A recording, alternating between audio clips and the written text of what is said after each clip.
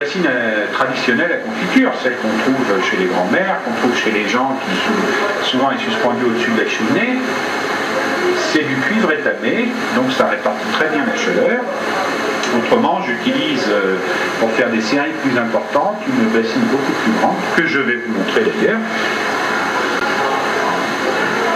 qui permet de préparer... Monsieur Gandon, ne vous éloignez pas trop là, si ça déborde, je ne sais pas qu'est-ce qu'il faut faire.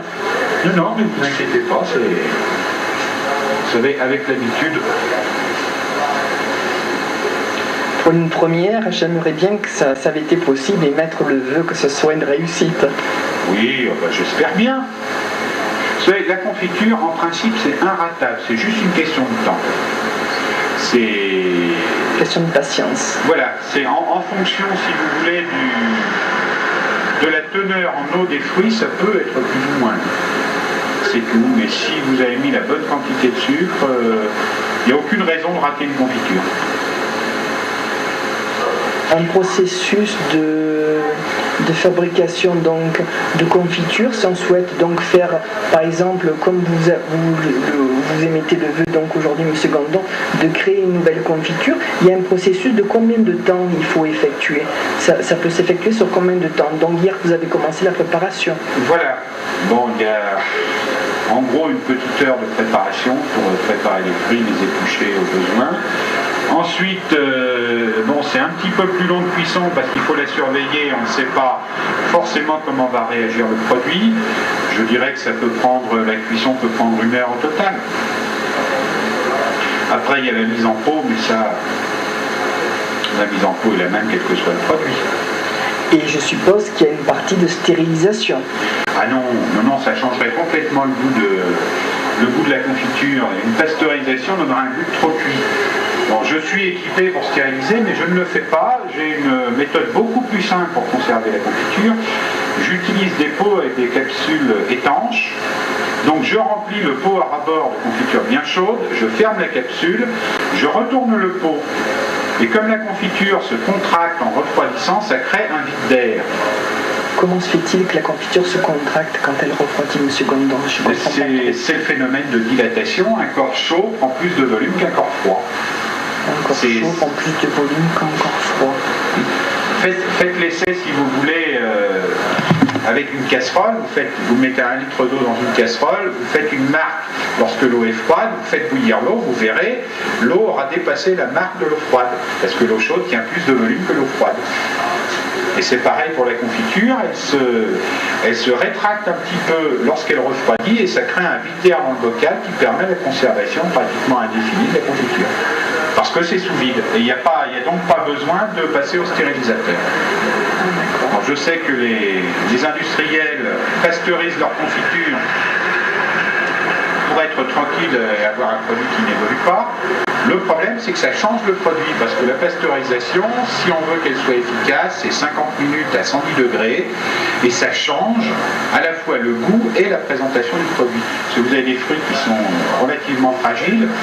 Une fraise, par exemple, lorsque vous la pasteurisez, elle devient marron, et non pas rouge. D'accord, ça change la couleur. Voilà, ça change la couleur et ça change le goût. Au palais, on reconnaît très bien une confiture pasteurisée d'une confiture qui n'a pas été pasteurisée parce qu'elle a un goût de cuit particulier. Éventuellement, est-ce que pour la conservation, qu'est-ce que vous conseillez? Est-ce qu'on peut conserver la confiture une fois que le bocal est ouvert? Est-ce qu'on peut la conserver dehors? Il vaut mieux la conserver au réfrigérateur? Qu'est-ce que vous conseillez, M. Gandon? Ça dépend du temps que vous mettrez à la manger. Si vous envisagez de la consommer dans la semaine, vous pouvez la garder à température ambiante sans problème. Si vous êtes comme moi, que vous aimez avoir le choix des confitures au petit déjeuner, que vous avez une dizaine de bocaux ouverts et que ça peut traîner 3 semaines, 1 mois, surtout par forte chaleur, il est préférable de les conserver au frais. D'accord. Mais sinon, lorsque la confiture est bien faite, c'est-à-dire qu'elle a une concentration suffisante en sucre, elle peut se conserver à température ambiante. Mais au bout d'un certain temps, il y a plus ou moins un risque de moisissure. M. ce risque de moisissure, M. Gandon, quand il apparaît, ça correspond à quoi cette moisissure? Qu'est-ce que c'est cette moisissure? Qu'est-ce que ça veut dire qu'il y a la moisissure sur la confiture? Eh bien, ça signifie qu'il y a une fermentation qui s'est déclenchée parce que il reste toujours un petit peu d'eau dans les fruits. Et eau plus sucre, ça fermente toujours. Voilà. Alors, s'il vous arrive d'avoir un pot de confiture fermenté, vous retirez la moisissure avec une petite cuillère, le reste est parfaitement consommable. Ceci dit, quand un bocal n'est pas entamé, comme il y a un vide d'air, il n'y aura pas de moisissure, puisque la moisissure, ça demande de l'eau, du sucre et de l'air. Donc si vous mettez le produit à l'abri de l'air, vous ne pouvez pas avoir de moisissure. J'ai oublié, la moisissure demande aussi une certaine température. C'est pour ça qu'une confiture au réfrigérateur ne moisit pas, c'est trop froid. Mais disons que le procédé commence aux alentours de 15 degrés, mais se développe au mieux à 25 degrés. Quand vous mettez un liquide sucré à 25 degrés, vous êtes sûr que la fermentation se fera dans les meilleures conditions. C'est d'ailleurs le principe sur lequel repose le vin. Le vin, qu'est-ce que c'est au départ? C'est du jus de raisin, donc un liquide qui contient de l'eau et du sucre, et que l'on fait fermenter. Mais c'est ce que j'appelle la fermentation heureuse, puisque le résultat est intéressant.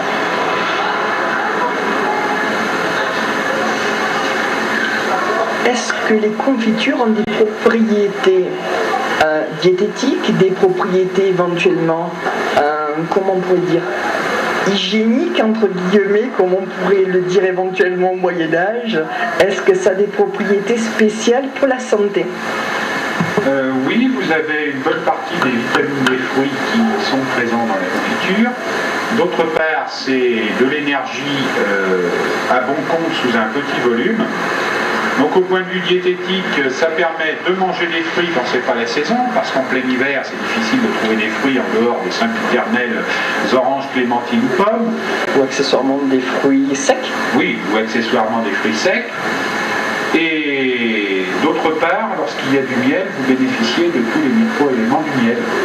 Parce que je rappelle que le miel est un antiseptique naturel. D'où l'intérêt de rajouter ce miel à la fabrication artisanale de ces confitures, M. Gandon. D'ailleurs, les Grecs se servaient du miel pour soigner les blessures. Essayez, si un jour vous vous coupez, mettez un peu de miel sur la coupure, je vous garantis que vous allez cicatriser 2 fois plus vite. Ça, j'étais pas au courant, M. Gandon. Eh oui. Le miel a cette propriété de stopper l'écoulement du sang. Ça stoppe l'écoulement du sang et ça favorise la cicatrisation parce que c'est un antiseptique. Parce que n'oublions pas que les plus grands médecins étaient les Grecs dans les temps anciens, après les Égyptiens bien sûr, et comme ils n'avaient pas toute notre pharmacopée moderne, style antibiotique à leur disposition, ils étaient bien obligés d'utiliser les produits naturels, et notamment en cas de brûlure ou de coupure, ils badigeonnaient la plaie de miel et ça permettait une cicatrisation beaucoup plus rapide. Et ça évitait l'infection. Le problème des coupures comme des brûlures, c'est un problème d'infection parce que vous avez une plaie qui est en contact avec l'air. Quand vous mettez du miel, vous coupez le contact de l'air avec la plaie. Donc la cicatrisation est beaucoup plus rapide.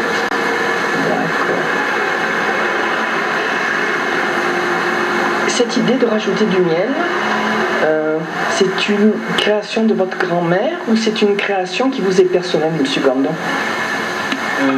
C'est une création, c'est un bien grand mot, parce que je ne suis pas le seul à fabriquer des confitures au miel. Je dirais que c'est une tradition provençale. Parce que la Provence, dans le sens le plus large, la Provence dans le sens le plus large, ça monte jusqu'à Guillestre, c'est-à-dire pas bien loin d'ici, a été l'utilisation des produits locaux. Or, la Provence est un gros producteur de miel, et ils ont retrouvé les recettes ancestrales des confitures. Au Moyen-Âge, les confitures se fabriquaient plus facilement avec du miel qu'avec du sucre, pour les raisons que nous avons évoquées tout à l'heure, de difficulté d'approvisionnement. En plus, le sucre du Moyen-Âge était un sucre qui arrivait en pain, qui avait beaucoup de mal à se dissoudre, donc qui n'était pas aussi pratique que le sucre en poudre qu'on trouve maintenant. Donc on cuisait longuement les fruits dans du miel bouillant et on confisait, d'où le mot confiture d'ailleurs.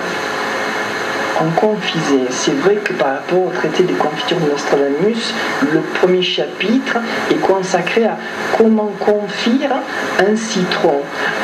Mais il ne confie pas l'écorce, mais il confisait la pulpe. Oui. C'était quand même innovant à l'époque. Confire la pulpe. Nous, on aurait plutôt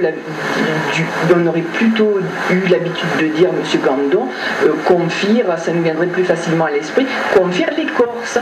Mais à l'époque, il confisait déjà la pulpe. C'est quand même original, M. Gandon. Oui, et ce qu'il fabriquait pourrait ressembler plus ou moins à une gelée de citron au miel, finalement. Mais j'ai retrouvé dans des vieux écrits des recettes de citron confit à la marocaine. Mais là, c'est confit au sel. C'est-à-dire qu'on frotte, on coupe le citron en quatre, et on le plonge dans une bassine de gros sel, et il va confire par le contact avec le sel. Au lieu de l'être avec le sucre, c'est avec le sel. Et à ce moment-là, c'est plus un condiment qu'une douceur. D'accord. Donc c'est donc un produit plus salé, oui. Qu'on se sert plus pour des plats de résistance.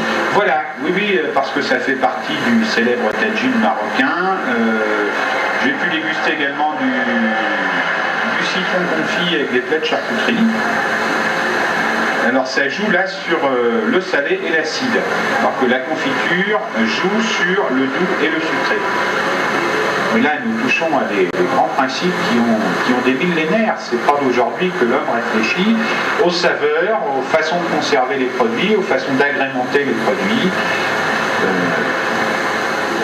Je crois aussi au départ que les inventions en matière de confiture sont parties à la fois du besoin de conserver les fruits, bien sûr, mais de faire consommer des fruits à des catégories de la population qui n'en consommeraient pas autrement. Je pense, entre autres, aux jeunes enfants. Les jeunes enfants n'aiment pas tellement les fruits. Quand vous leur présentez sous forme de confiture, l'attrait du sucré l'emporte sur le peu d'attrait qu'ils auraient pour les fruits, et ça leur fait consommer les fruits. Est-ce qu'éventuellement on pourrait trouver une explication à ça, M. Gandon, que les jeunes enfants ne consomment pas trop de fruits? Pourquoi ils ne consommeraient pas trop de fruits à l'état naturel? Est-ce qu'il y aurait une explication? Ce serait un peu acide? Est-ce qu'on peut trouver une explication? Le jeune enfant est habitué au goût sucré, ne serait-ce que par le lait de sa mère, puis ensuite les goûts qu'on lui donne, et à une consistance, je dirais, pâteuse. Donc, dans le fruit naturel qui a un côté croquant et acidulé, il ne retrouve pas ce qu'il aimait au départ. Alors que la confiture, ayant le goût sucré et ayant une texture plus molle, lui plaira davantage.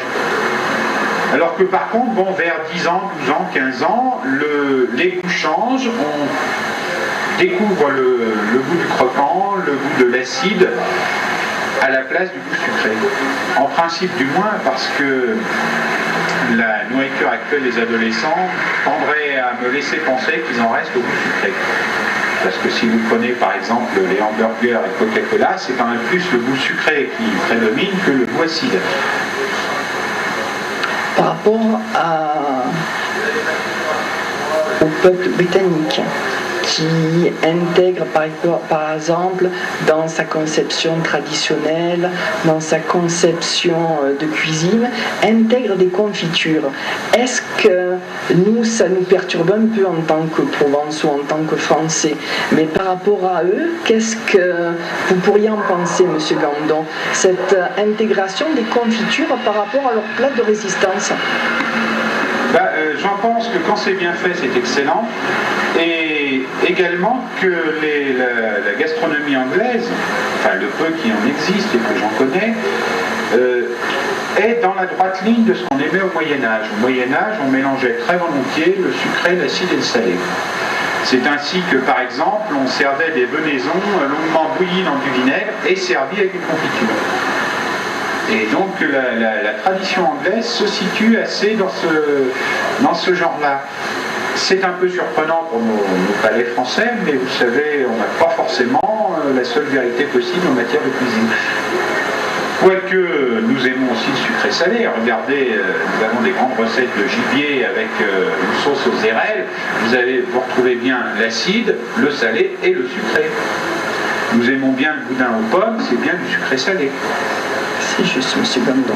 Et c'est vrai que par rapport à la conception, entre guillemets, de notre langue détermine quel goût, monsieur Gandon. Est-ce que, je crois qu'il me semble 4 goûts différents, ou je me trompe, ou entre plus de goûts? 4 saveurs différentes, le sucré, le salé, l'amer et l'acide. Mais je crois que ça c'est international. Éventuellement, est-ce qu'il serait intéressant de développer dans les écoles une éducation du palais? C'est en cours dans un certain nombre d'écoles. Il y a notamment tous les ans la semaine du goût, et les écoles qui en ont la possibilité créent des cours d'éveil du goût. De plus en plus. Bon, ça se heurte à des questions pratiques parce qu'il faut des locaux adaptés, il faut du personnel compétent et nombreux, parce que quand vous avez affaire à des jeunes enfants, vous ne pouvez pas mettre un adulte pour 30 enfants. Moi, j'ai fait des cours d'initiation à la cuisine à l'école d'Aiguille. Eh bien, je demandais à ne pas avoir des groupes de plus de 10 enfants parce que, après, leur capacité d'attention est limitée, et puis la cuisine, ça peut être dangereux pour des gens qui ne sont pas avertis. Parce qu'un enfant qui doit faire une confiture, par exemple, veut la goûter tout de suite et risque de se brûler gravement. Il faut donc que l'adulte responsable puisse surveiller efficacement ce qui se passe. Donc, ça se heurte à des problèmes de moyens. Et des problèmes de sécurité. Des problèmes de sécurité. Il n'empêche que les expériences qui sont faites sont tout à fait concluantes et sereines à développer. Et là, je dirais que il faut que les maires soient conscients. Je dis les maires parce que c'est eux qui sont chargés traditionnellement des financements dans les écoles primaires, et que donc ce genre d'activité qui ne fait pas partie du programme officiel de l'éducation nationale dépend du bon vouloir des municipalités.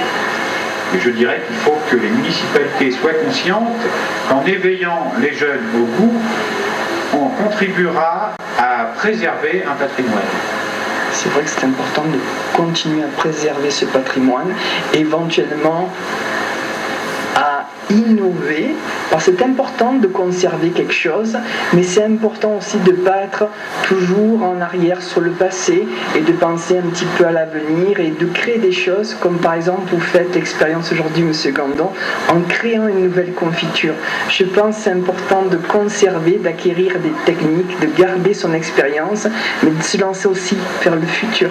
Oui, d'autant qu'il existe des nouveaux matériels qui permettent d'évoluer, je dirais, dans le bon sens. Je vais donner un exemple. On a mis au point, il y a une petite dizaine d'années, la cuisson à basse température. Il est sorti des fours qui peuvent garantir une température de cuisson pour un poisson, par exemple, de 75 degrés. Quel est l'intérêt? Eh bien, qu'une cuisson à 75 heures, il faut savoir que la coagulation des protéines dans une viande ou un poisson ne se fait qu'à partir de 69 degrés. Donc en dessous, ça ne cuit pas. Mais à partir de 69 degrés jusqu'à 80 degrés, vous coagulez les protéines, c'est-à-dire que vous cuisez votre aliment, mais vous évitez l'évaporation de l'eau constitutive de l'aliment. Donc vous préservez au maximum la jutosité et le parfum d'un poisson ou d'une viande. Bon, ça, c'est une technique qui est récente et qui donne des résultats absolument fabuleux, notamment sur les produits comme le foie gras, par exemple. Ça vous permet d'avoir un foie gras qui est réellement le goût de foie gras par rapport à de la conserve de foie gras qui n'a aucun goût. Ça vous permet de retrouver le goût d'un poisson frais pêché. Ça vous permet de vous régaler avec un rôti qui n'aura absolument pas perdu de son jus, au lieu d'être un rôti racorni par une température excessive. Donc se tourner vers l'avenir, c'est aussi ça, c'est adapter la gastronomie ancestrale à ce que la technique moderne nous permet. D'accord, monsieur Gandon.